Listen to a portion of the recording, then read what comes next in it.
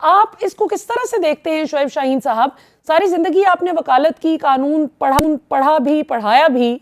इसको किस तरह देखते हैं कि इलेक्शन कमीशन सुप्रीम कोर्ट में अपनी बेबसी का इजहार कर रहा है? क्या वाकई इतने बेबस हैं या आपको कोई इसमें मैल इंटेंशन नजर आती है? देखिए मिस, बात यह है कि जिसको कहते हैं ना, खुए बदरा बहाना बेसियार। जब नीयत खराब हो ना तो उसके लिए हजार बहाने बंदा तलाश भी करता है और घर भी लेता है और उसकी नीयतें सामने नजर आना भी शुरू हो जाती हैं। आप इनके से पूछा जाए कि आईन ये कहता है कि इलेक्शन के पर्पसेस के लिए तमाम एग्जीक्यूटिव अथॉरिटीज जो है वो पाबंद हो जाती हैं इलेक्शन कमीशन की बात मानने की। और इनको इमरान खान के खिलाफ तो तौहीन अदालत की शेक भी नजर आ गई, इलेक्शन एक्ट भी नजर आ गया, तौहीन इलेक्शन कमीशन भी नजर आ गया और उनके खिलाफ एक्स पार्टी आर्डर्स का भी इनको पता चल गया।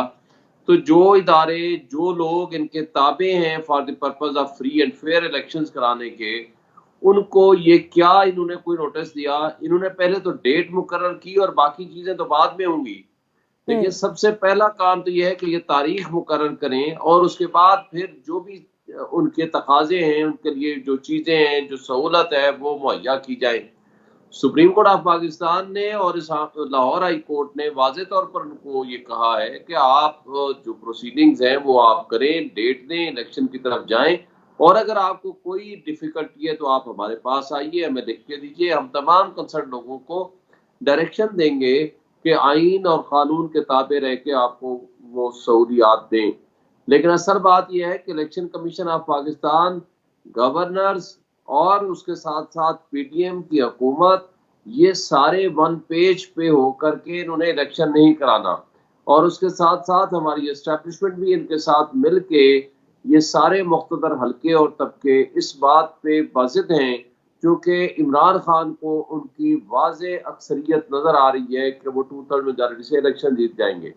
फॉर दैट पर्पज जो सुप्रीम कोर्ट और हाई कोर्ट की डायरेक्शंस को भी वो खातिर में नहीं ना लाते हुए आइन को पामाल कर रहे हैं। देखिए, आइन की बालादस्ती की खातिर और रूल ऑफ लॉ की खातिर हमने हमेशा कुर्बानियां दी हैं और आइंदा भी हम उसके लिए स्ट्रगल करेंगे। और मैंने इस्लामाबाद हाई कोर्ट की तरफ से पिटीशन फाइल की है इसी के लिए कि supremacy of constitution and rule of law basic principle है हमारी स्ट्रगल का, उसके ताबे, इस आइन के ताबे हैं तमाम वो इदारे। क्योंकि एक स्टेट और इंडिविजुअल के दरमियान जो रिलेशनशिप है वो आइन देता है और वो एक ट्रस्ट का रिश्ता होता है।